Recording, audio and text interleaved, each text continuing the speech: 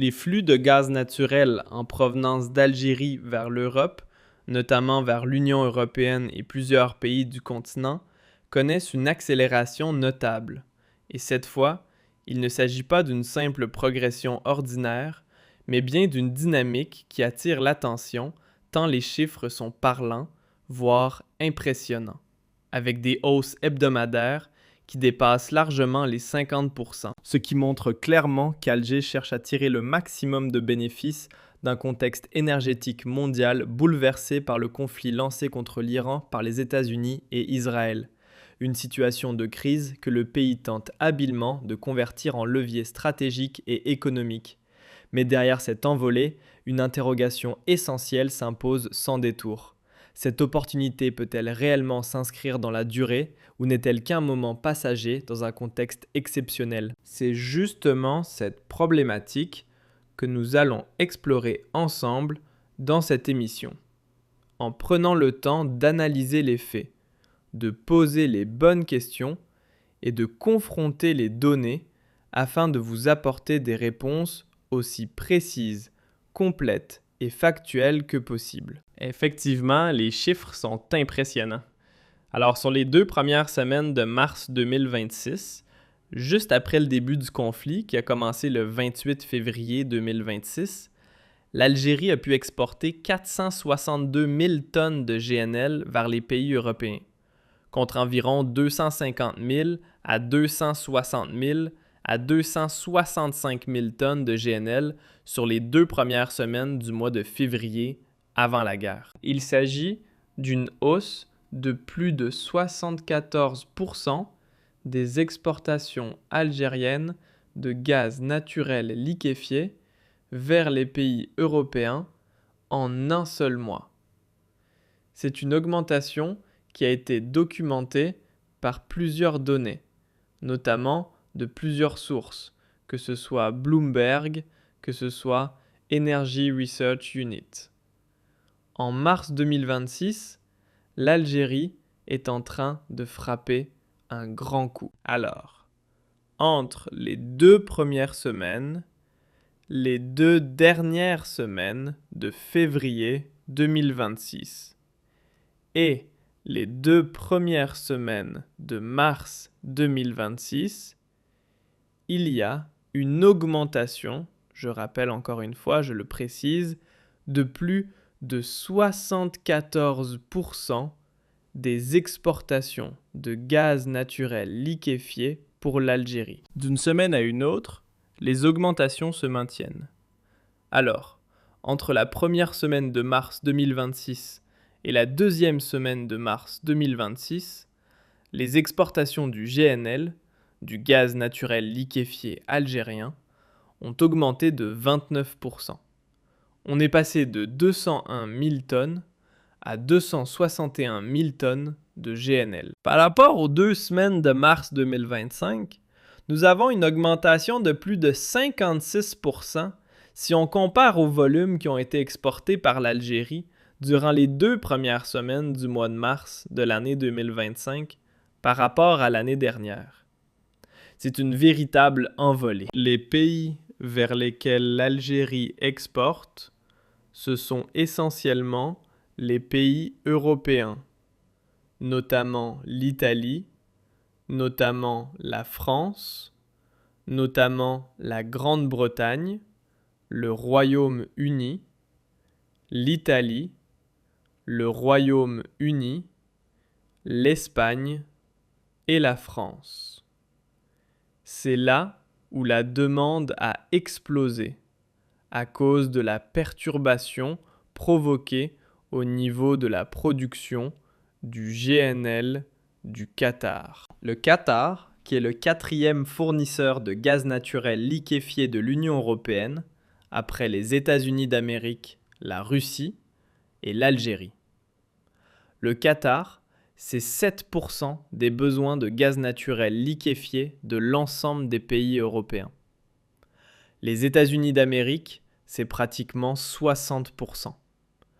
Vous avez ensuite la Russie, entre 15 et 20%, l'Algérie, entre 8 et 9%, et derrière, le Qatar, 7 à 8%. Le Qatar, qui était le concurrent direct de l'Algérie, est en train de s'effacer, de disparaître, depuis pratiquement maintenant 2 semaines du marché européen. Il ne peut plus exporter. Sa production a été fortement perturbée par les attaques des missiles iraniens.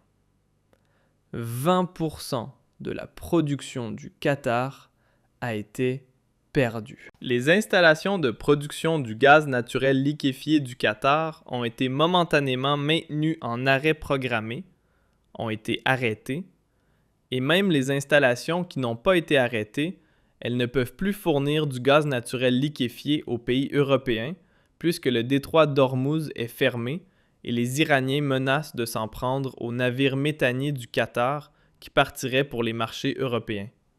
Donc le Qatar, il est bloqué. Le malheur des uns fait le bonheur des autres. Donc le malheur du Qatar fait le bonheur de l'Algérie, qui a augmenté significativement ses parts de marché sur le marché européen. Je rappelle que l'Europe, c'est le deuxième importateur de gaz naturel liquéfié au monde. Les premiers importateurs, c'est le marché asiatique, c'est la Chine, la Corée du Sud et le Japon, qui représentent à eux seuls pratiquement 60% de la demande mondiale en gaz naturel liquéfié.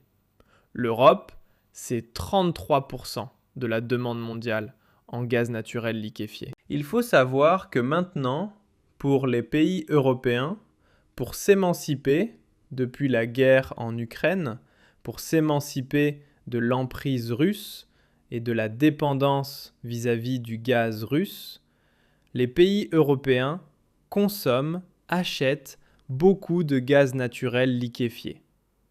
51% de la consommation des pays de l'Union européenne, c'est du gaz naturel liquéfié. Je rappelle que le gaz naturel liquéfié, c'est un gaz qui est vendu à bord de navires méthaniers.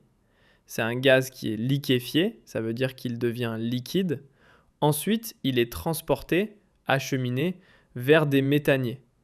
Ensuite, il est regazéifié, il est retransformé en gaz pour l'usage domestique ou pour un usage industriel, et il n'y a pas de gazoduc qui relie le Qatar aux pays de l'Union européenne. Donc le Qatar vend essentiellement sa production, et sa production pour l'Europe à travers les bateaux méthaniers.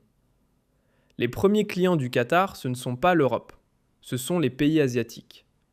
Mais on imagine, selon les études, 30% de sa production de gaz naturel liquéfié est destinée vers les pays européens. Ça reste quand même important. Les pays asiatiques sont encore fortement impactés. Donc les prix du gaz naturel liquéfié, sur le marché européen comme sur le marché asiatique, ont fortement augmenté. On est à pratiquement 25 $, au-delà de 22-25 $ par million de BTU, et encore, ça peut aller au-delà de 30 $ par million de BTU. Alors qu'auparavant, c'était à moins de 20, entre 18 et 19 dans les pires des cas. Là, on a dépassé une augmentation de 110% des prix du gaz quand on essaye de voir les prix du gaz naturel normal. Le gaz naturel normal, entre guillemets, j'utilise ces termes-là pour que vous puissiez comprendre les enjeux, c'est du gaz naturel qui est vendu, qui est acheminé via les gazoducs. Or, il n'y a pas de gazoduc depuis le Qatar vers l'Europe. Et les gazoducs, encore une fois, les pays européens ont voulu ne pas dépendre des gazoducs pour ne pas dépendre du gaz russe. Et ils se sont rabattus sur le gaz naturel liquéfié américain et le gaz naturel liquéfié qatari. L'Algérie, elle est restée un fournisseur moins important que les États-Unis d'Amérique ou la Norvège, par exemple, qui est un important fournisseur de gaz pour les pays européens. Le gaz naturel liquéfié, c'est un marché très concurrentiel. Il y a le Nigeria, il y a l'Indonésie, il y a la Malaisie, il y a l'Australie aussi, qui font de la concurrence à l'Algérie. L'Algérie, elle a un atout majeur. Elle est très proche géographiquement de l'Europe. C'est un pays sûr. Il n'est pas en guerre, il n'est pas attaqué, tant que l'Algérie s'impose comme une solution pour les pays européens. Mais malheureusement, cette aubaine immédiate pour Sonatrach, c'est pour l'Algérie. C'est une aubaine, mais immédiate. Elle risque de ne pas durer très longtemps parce que dès que le Qatar peut reprendre ses livraisons vers l'Europe, l'Algérie pourrait voir ses parts de marché diminuer à nouveau. Donc c'est pour ça que les autorités algériennes, les dirigeants algériens, veulent profiter rapidement et en urgence. C'est ce qui explique, la première, c'est ce qui explique les motivations qui ont conduit à la décision que nous avons révélée en exclusivité dans une première émission que nous avons diffusée aujourd'hui même. L'Algérie est en train de suspendre et d'arrêter l'utilisation de son gaz pour ses installations industrielles, pour d'autres filières comme le ciment par exemple, les matériaux de construction. Mais nous avons appris au cours de nos investigations que même pour les aciéries, la sidérurgie, etc., le gouvernement algérien, il a ordonné aux clients industriels qui utilisent, aux entreprises industrielles, publiques ou privées, ou étrangères associées à des opérateurs, de ne plus utiliser, de suspendre leur utilisation du gaz et d'arrêter de consommer du gaz naturel pour que Sonatrach puisse dégager tous les volumes nécessaires afin de les exporter sur le marché européen et d'augmenter ainsi significativement les revenus en devises de l'Algérie. L'Algérie pourra donc gagner beaucoup plus d'argent. C'est un peu tôt pour le moment pour faire un scénario de combien l'Algérie va gagner. Mais avec des augmentations pareilles, on pourrait gagner plusieurs milliards de dollars. En plus, si cette aubaine dure encore 1 mois ou 2 mois, on pourrait gagner 5 à 4 milliards de dollars. Si elle dure plusieurs mois, on peut gagner au-delà de 10 milliards de dollars. Ce qui n'est pas pour rien. Mais ça reste, pour le moment, très difficile de faire des prévisions. Parce qu'on ne sait pas combien de temps vont durer cette guerre, la fermeture du détroit d'Ormuz et l'arrêt provisoire de la production des exportations de gaz naturel liquéfié du Qatar. Donc, on a du mal à faire des prévisions. Mais quoi qu'il arrive, toutes les bonnes affaires sont à prendre. L'Algérie peut gagner plusieurs centaines de millions de dollars et d'euros par semaine si elle augmente significativement, si elle continue d'augmenter significativement ses exportations vers les pays européens. On reviendra sur les chiffres plus tard. Ceci dit, cette aubaine, elle est limitée. Pourquoi ? Parce que l'Algérie ne peut pas remplacer le Qatar. Ne peut pas remplacer le Qatar. Pour une raison très simple. Le Qatar, il produit beaucoup plus de gaz naturel liquéfié que nous. L'Algérie a une capacité de 25,3 millions de tonnes, alors que le Qatar produit presque plus de 80 millions de tonnes.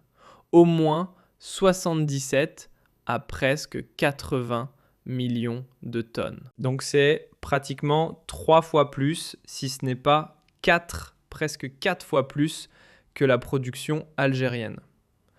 Malheureusement, nous n'avons pas beaucoup investi. Une série d'émissions, au lieu de gaspiller notre argent dans des projets archaïques qui n'ont pas de valeur ajoutée, comme le rail ou comme dans la production du clinker, etc., et ses exportations, etc. On aurait dû investir massivement dans le gaz naturel liquéfié. La majorité des usines de gaz naturel liquéfié en Algérie datent des années 70. Elles ont été modernisées au cours des années 80. Mis à part des travaux de maintenance et de rénovation vraiment superficiels au cours des années 2000. Nous avons de vieilles structures, de très vieilles installations. Nous avons qui peuvent produire jusqu'à 20 millions de tonnes de gaz naturel liquéfié. Nous avons les complexes GL1Z, GL2Z à Arzev, GL3Z à Arzev, les trois plus importants qui sont à Arzev, et le quatrième complexe, il était à Skikda, 4,5 millions de tonnes. Malheureusement, la production algérienne de gaz naturel liquéfié, elle n'est pas exploitée à sa juste valeur, ni le potentiel n'est exploité à 100%. Donc la capacité est de 25,3 millions de tonnes, mais en réalité, on exporte en moyenne entre 11 et 13 millions de tonnes. En 2025, par exemple, on a une année, très mauvaise année, l'Algérie, elle a exporté uniquement 9,5 millions de tonnes. C'est le record le plus bas de ces dernières années. Un recul de nos exportations de 18% par rapport à l'année 2024, à cause des arrêts de production. Parce qu'il faut savoir que le gaz naturel liquéfié, c'est une industrie qui est lourde et qui nécessite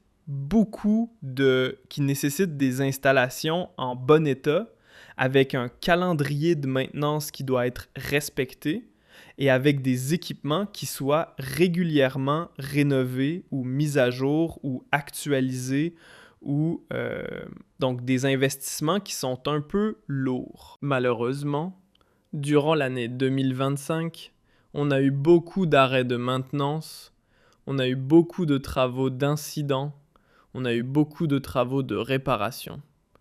Donc, l'Algérie n'a pas accordé, comme il se doit, la priorité au gaz naturel liquéfié. Le résultat était catastrophique, puisque nous avons reculé de 18%, presque 20%, par rapport à l'année 2024, et on a exporté uniquement 9,5 millions de tonnes. En 2024, on a exporté presque 12 millions de tonnes, 11,6 millions de tonnes. Et en 2023, on a eu le record, 13,4 millions de tonnes. C'était l'année, notre meilleure année.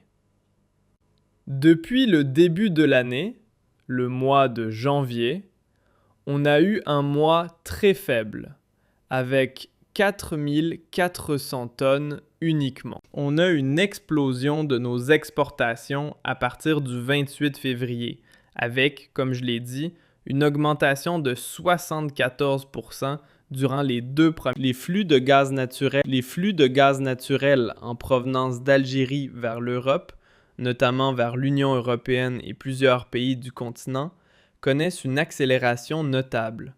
Et cette fois, il ne s'agit pas d'une simple progression ordinaire, mais bien d'une dynamique qui attire l'attention tant les chiffres sont parlants, voire impressionnants, avec des hausses hebdomadaires qui dépassent largement les 50%, ce qui montre clairement qu'Alger cherche à tirer le maximum de bénéfices d'un contexte énergétique mondial bouleversé par le conflit lancé contre l'Iran par les États-Unis et Israël.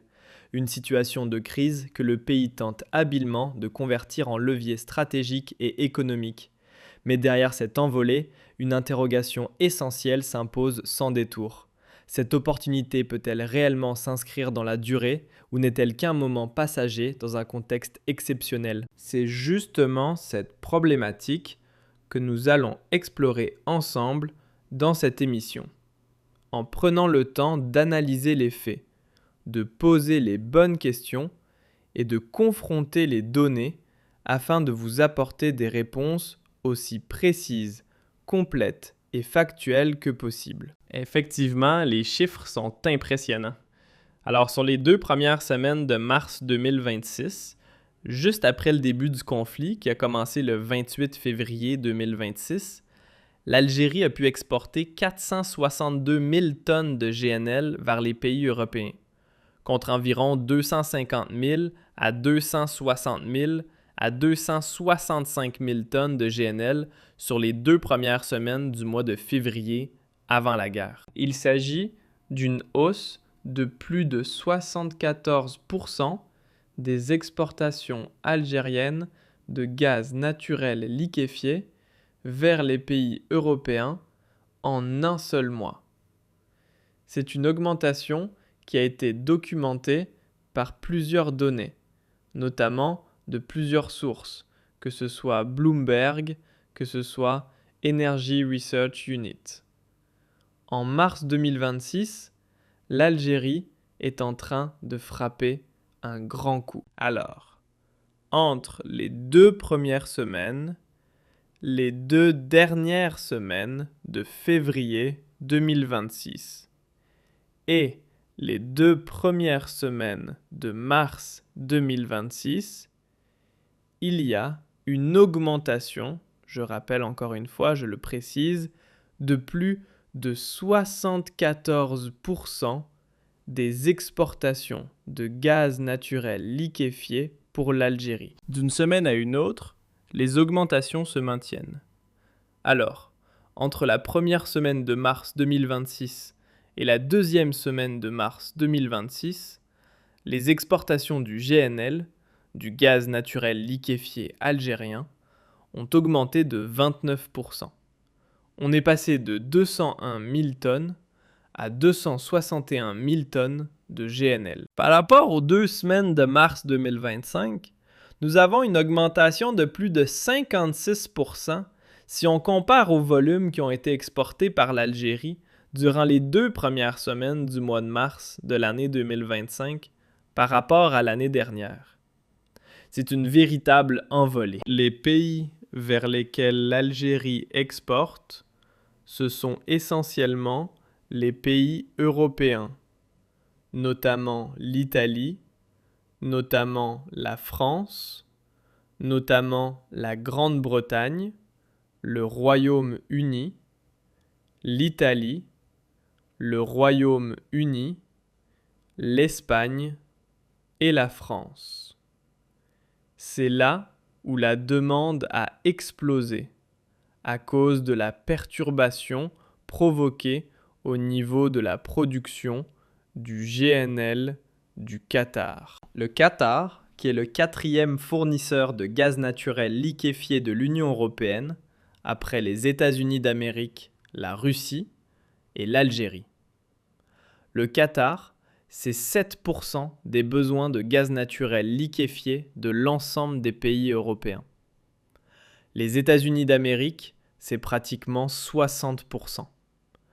Vous avez ensuite la Russie, entre 15 et 20%, l'Algérie, entre 8 et 9%, et derrière, le Qatar, 7 à 8%. Le Qatar, qui était le concurrent direct de l'Algérie, est en train de s'effacer, de disparaître, depuis pratiquement maintenant 2 semaines du marché européen. Il ne peut plus exporter. Sa production a été fortement perturbée par les attaques des missiles iraniens. 20% de la production du Qatar a été perdue. Les installations de production du gaz naturel liquéfié du Qatar ont été momentanément maintenues en arrêt programmé, ont été arrêtées, et même les installations qui n'ont pas été arrêtées, elles ne peuvent plus fournir du gaz naturel liquéfié aux pays européens puisque le détroit d'Ormuz est fermé et les Iraniens menacent de s'en prendre aux navires méthaniers du Qatar qui partiraient pour les marchés européens. Donc le Qatar, il est bloqué. Le malheur des uns fait le bonheur des autres. Donc le malheur du Qatar fait le bonheur de l'Algérie, qui a augmenté significativement ses parts de marché sur le marché européen. Je rappelle que l'Europe, c'est le deuxième importateur de gaz naturel liquéfié au monde. Les premiers importateurs, c'est le marché asiatique, c'est la Chine, la Corée du Sud et le Japon, qui représentent à eux seuls pratiquement 60% de la demande mondiale en gaz naturel liquéfié. L'Europe, c'est 33% de la demande mondiale en gaz naturel liquéfié. Il faut savoir que maintenant, pour les pays européens, pour s'émanciper depuis la guerre en Ukraine, pour s'émanciper de l'emprise russe et de la dépendance vis-à-vis du gaz russe, les pays européens consomment, achètent beaucoup de gaz naturel liquéfié. 51% de la consommation des pays de l'Union européenne, c'est du gaz naturel liquéfié. Je rappelle que le gaz naturel liquéfié, c'est un gaz qui est vendu à bord de navires méthaniers. C'est un gaz qui est liquéfié, ça veut dire qu'il devient liquide. Ensuite, il est transporté, acheminé vers des méthaniers. Ensuite, il est regazéifié, il est retransformé en gaz pour l'usage domestique ou pour un usage industriel. Et il n'y a pas de gazoduc qui relie le Qatar aux pays de l'Union européenne. Donc le Qatar vend essentiellement sa production. Et sa production pour l'Europe à travers les bateaux méthaniers. Les premiers clients du Qatar, ce ne sont pas l'Europe, ce sont les pays asiatiques. Mais on imagine, selon les études, 30% de sa production de gaz naturel liquéfié est destinée vers les pays européens. Ça reste quand même important. Les pays asiatiques sont encore fortement impactés. Donc les prix du gaz naturel liquéfié, sur le marché européen, comme sur le marché asiatique, ont fortement augmenté. On est à pratiquement 25 $, au-delà de 22-25 $ par million de BTU, et encore, ça peut aller au-delà de 30 $ par million de BTU. Alors qu'auparavant, c'était à moins de 20, entre 18 et 19 dans les pires des cas. Là, on a dépassé une augmentation de 110% des prix du gaz quand on essaye de voir les prix du gaz naturel normal. Le gaz naturel normal, entre guillemets, j'utilise ces termes-là pour que vous puissiez comprendre les enjeux, c'est du gaz naturel qui est vendu, qui est acheminé via les gazoducs. Or, il n'y a pas de gazoduc depuis le Qatar vers l'Europe. Et les gazoducs, encore une fois, les pays européens ont voulu ne pas dépendre des gazoducs pour ne pas dépendre du gaz russe. Et ils se sont rabattus sur le gaz naturel liquéfié américain et le gaz naturel liquéfié qatari. L'Algérie, elle est restée un fournisseur moins important que les États-Unis d'Amérique ou la Norvège, par exemple, qui est un important fournisseur de gaz pour les pays européens. Le gaz naturel liquéfié, c'est un marché très concurrentiel.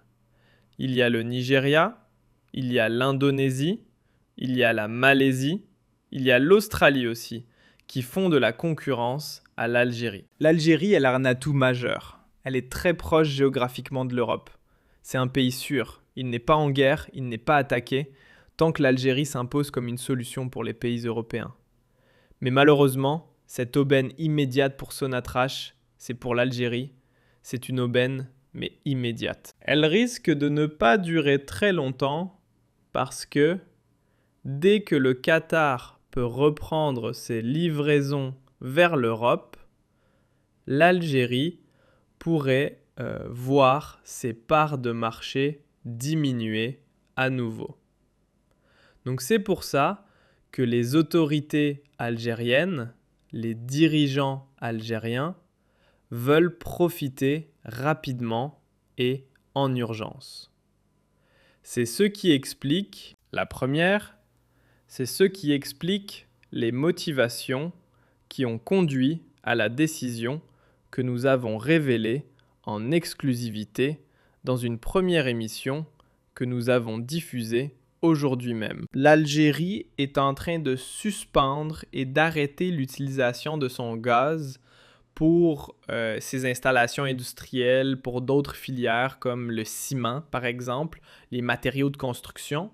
Mais nous avons appris au cours de nos investigations que même pour les aciéries, la sidérurgie, etc., le gouvernement algérien, il a ordonné aux clients industriels qui utilisent, aux entreprises industrielles, publiques ou privées, ou étrangères associées à des opérateurs, de ne plus utiliser, de suspendre leur utilisation du gaz et d'arrêter de consommer du gaz naturel pour que Sonatrach puisse dégager tous les volumes nécessaires afin de les exporter sur le marché européen et d'augmenter ainsi significativement les revenus en devises de l'Algérie. L'Algérie pourra donc gagner beaucoup plus d'argent. C'est un peu tôt pour le moment pour faire un scénario de combien l'Algérie va gagner.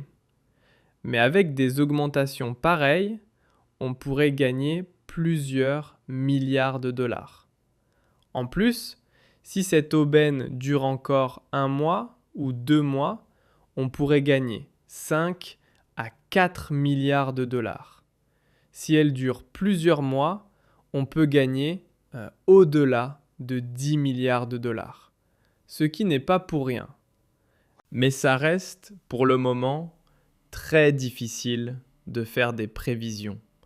Parce qu'on ne sait pas combien de temps vont durer cette guerre, la fermeture du détroit d'Ormuz et l'arrêt provisoire de la production des exportations de gaz naturel liquéfié du Qatar. Donc, on a du mal à faire des prévisions. Mais quoi qu'il arrive, toutes les bonnes affaires sont à prendre. L'Algérie peut gagner plusieurs centaines de millions de dollars et d'euros par semaine si elle augmente significativement, si elle continue d'augmenter significativement ses exportations vers les pays européens. On reviendra sur les chiffres plus tard. Ceci dit, cette aubaine, elle est limitée. Pourquoi ? Parce que l'Algérie ne peut pas remplacer le Qatar. Ne peut pas remplacer le Qatar. Pour une raison très simple. Le Qatar, il produit beaucoup plus de gaz naturel liquéfié que nous. L'Algérie a une capacité de 25,3 millions de tonnes, alors que le Qatar produit presque plus de 80 millions de tonnes.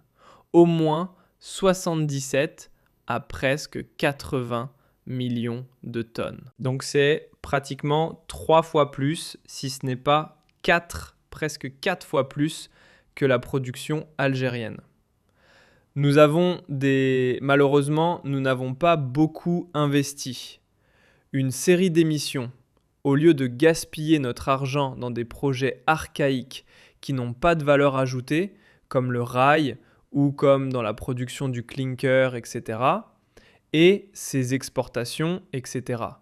On aurait dû investir massivement dans le gaz naturel liquéfié. La majorité des usines de gaz naturel liquéfié en Algérie datent des années 70.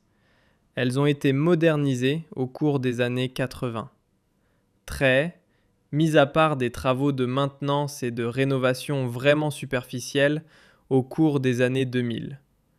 Nous avons de vieilles structures, de très vieilles installations. Nous avons qui peuvent produire jusqu'à 20 millions de tonnes de gaz naturel liquéfié. Nous avons les complexes GL1Z, GL2Z à Arzew, GL3Z à Arzew, les trois plus importants qui sont à Arzew. Et le quatrième complexe, il était à Skikda, 4,5 millions de tonnes.